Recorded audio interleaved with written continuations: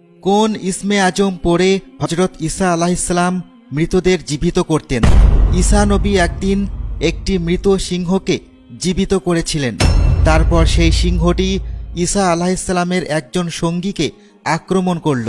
তখন ঈসা আলাইহিসসালাম সেই সিংহটির সাথে কি করেছিলেন, আর কেনই বা সেই সিংহটি ঈসা নবীর সঙ্গীকে হত্যা করেছিল? এই ঘটনার মধ্যে আল্লাহর কি হিকমত রয়েছে? একদা হজরত ঈসা আলাইহিসসালাম কোথাও গমনের উদ্দেশ্যে রওনা হয়েছিলেন। পথি মধ্যে এক লোক তার সঙ্গী হল। তারা একত্রে হাঁটতে শুরু করল। লোকটি ছিল অত্যন্ত বাচাল প্রকৃতির এবং আহাম্মক স্বভাবের। তারা রাস্তা দিয়ে হাঁটতে হাঁটতে একটা জঙ্গলে ঢুকে পড়ল। রাস্তার পাশেই এক বিশাল গর্ত ছিল। তারা গর্তটির পাশ দিয়ে অতিক্রম করার সময় সেই বোকা লোকটি গর্তে তাকিয়ে দেখল এক কঙ্কাল পড়ে রয়েছে। দেখে মনে হচ্ছিল এ যেন বিশালাকার কোনো প্রাণীর কঙ্কাল। লোকটি হজরত ঈসা আলাইহিসসালামকে জিজ্ঞাসা করল, হে নবী, বলুন তো এটি কার কঙ্কাল হতে পারে? ঈসা আলাইহিসসালাম জবাবে বললেন, আমি তো জানি না এটি কার কঙ্কাল। আমি তো কেবল সেটাই করি যা মহান আল্লাহ তাআলা আমাকে করার আদেশ দেন, এবং ততটুকু জানতে পারি যা সম্পর্কে তিনি আমাকে জানান। এরপর ওই আহাম্মক লোকটা বলল, হে নবী, আপনি তো মৃত প্রাণীর মধ্যে প্রাণের সঞ্চার করতে পারেন। আপনি এখনই ইসমে আজম পাঠ করে এই মৃত ব্যক্তিকে জীবিত করে তুলুন।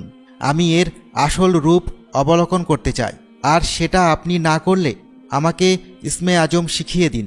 ঈসা আলাইহিসসালাম বললেন, এই বোকা মানুষ, এখনই আল্লাহর কাছে ক্ষমা প্রার্থনা করো এবং নিজের জবানের হেফাজত করো। ইসমে আজম পড়ে মৃতকে জীবিত করার ক্ষমতা আল্লাহ কেবল আমাকে দান করেছেন। তুমি ইসমে আজম যতই পড়ো না কেন, এই প্রাণীটি প্রাণ ফিরে পাবে না। আর আল্লাহ তাআলা যতক্ষণ না নির্দেশ প্রদান করবেন ততক্ষণ এই প্রাণী জীবন লাভ করবে না। আল্লাহ তাআলার ইচ্ছা ব্যতীত কোনো কিছুই সম্ভব হবে না। লোকটি তখন বলল, ঠিক আছে, তাহলে আপনি ইসমে আজম পাঠ করুন। ঈসা আলাইহিসসালাম বললেন, দেখো, এই পৃথিবীতে তো অসংখ্য মৃত প্রাণীর কঙ্কাল রয়েছে। সবাইকে জীবিত করা কি আমার জন্য বাধ্যতামূলক? বরং আল্লাহ তাআলা যখন যাদের ব্যাপারে চান তখনই কেবল আমি মৃতের কঙ্কালে রূহ প্রবেশ করাই এবং তাদের প্রাণ ফিরিয়ে আনি। তুমি এখানে একটি কঙ্কাল দেখতে পেয়েছ, কিন্তু এই কঙ্কালটিকে জীবিত করার আদেশ আল্লাহ তাআলা আমাকে দেননি। এটা শুনে লোকটি ভীষণ রেগে গেল। সে নবীর সাথে বাজে ব্যবহার করতে থাকল। সে এতটাই আত্মনিয়ন্ত্রণহীন হয়ে পড়ল যে নবী যেভাবে ইসমে আজম পাঠ করত সেভাবেই ইসমে আজম পড়ে ওই কঙ্কালের উপর ফুঁ দেওয়া শুরু করল। সে তীব্র প্রয়াস চালিয়ে যাচ্ছিল মৃত কঙ্কালে রূহ ফিরিয়ে আনার। হজরত ঈসা আলাইহিসসালাম খুবই অসন্তুষ্ট হলেন তার এইরূপ কর্মকাণ্ড দেখে।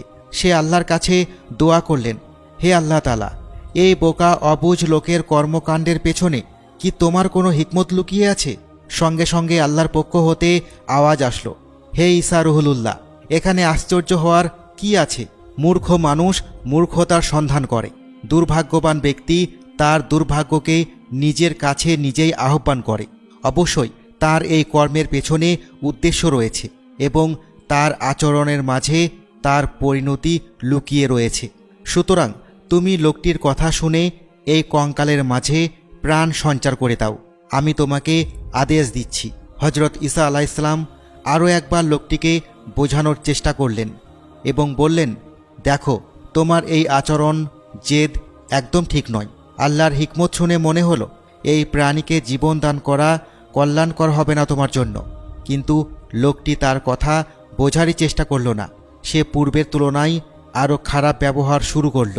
সে বলল, আপনি দ্রুত এর মধ্যে প্রাণ সঞ্চার করুন। আমি দেখতে চাই আপনি সত্যিই কোনো মুজিজা দেখাতে পারেন কি না। এরপর বিদ্রূপের সুরে বলল, হে নবী, আমার মনে হয় আপনার জিহ্বা মোবারক আগের মতো স্পষ্ট তেলাওয়াত করতে সক্ষম হচ্ছে না। এই কথা শোনার পর ঈসা আলাইহিসসালাম অত্যন্ত কষ্ট পেলেন এবং সেই সাথে প্রচণ্ড রেগেও গেলেন।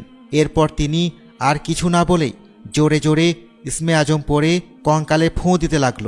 সে ভেবেছিল এই কঙ্কালটি বোধহয় কোনো মানুষের হবে, কিন্তু সে ভুল ছিল। ইসমে আজম পড়ার সাথে সাথে কঙ্কালের হাড়গুলো একে অপরের সাথে জোড়া লাগতে শুরু করল, আর কঙ্কালগুলো একসাথে হয়ে এক বিশাল দানবীয় সিংহের আকৃতি ধারণ করল। আসলে এটি ছিল একটি ভয়ঙ্কর সিংহ। প্রাণ ফিরে পাওয়ার সাথে সাথে সিংহটি গর্জন করা শুরু করল। এরপর খুব দ্রুত সিংহটি সেই আহাম্মক ব্যক্তির ওপর হামলা করে বসল। নৃশংসভাবে আক্রমণের ফলে লোকটির দেহ কয়েক খণ্ডে পরিণত হল। হজরত ঈসা আলাইহিসসালাম সিংহটিকে উদ্দেশ্য করে বলল, হে বনের রাজা, তুমি কেন লোকটির উপর এত দ্রুত হামলা করে তাকে হত্যা করলে? কিন্তু তুমি হত্যা করার পরও কেন এই লোকটির মাংস ভক্ষণ করলে না? সিংহ জবাবে বলল, হে আল্লাহর নবী, আমার মৃত্যুর সাথে সাথে আমার পৃথিবীতে রিজিক শেষ হয়ে গেছে, তাই আমি চাইলেও এখন এই লোকটার মাংস খেতে পারবো না। আর এই লোকটার মৃত্যু আমার আক্রমণের ফলেই হবে, এমনটাই তার ভাগ্যে লেখা হয়েছে। আর এজন্যই আপনি আমাকে জীবিত করেছেন। আমি যেদিন মৃত্যুবরণ করেছি সেদিন থেকেই পৃথিবীর সকল রিজিক আমার জন্য শেষ হয়ে গিয়েছে।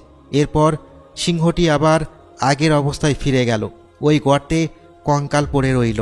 আমরা হজরত ঈসা আলাইহিসসালামের মুজিজা দেখে বুঝতে পারলাম আল্লাহ তাআলা পৃথিবীর বাস্তব সত্যকে এই ঘটনার মাধ্যমে উপস্থাপন করছেন। অর্থাৎ আমরা সবাই যে অবস্থায় থাকি না কেন, সব কিছুর পেছনে হিকমত লুকিয়ে আছে। কেউ একজন বলেছিল, না বেশি উন্নতি ভালো, না বেশি ধ্বংস ভালো। আমার মালিক আমাকে যেভাবে রেখেছেন সেই অবস্থায় আমার কাছে সবচেয়ে ভালো। আর আমাদের একটি কথা অবশ্যই মনে রাখতে হবে, নবী রাসূল ও তাদের জীবন নিয়ে কখনো বিয়াদবি করা যাবে না। আল্লাহ তাআলা তা পছন্দ করেন না।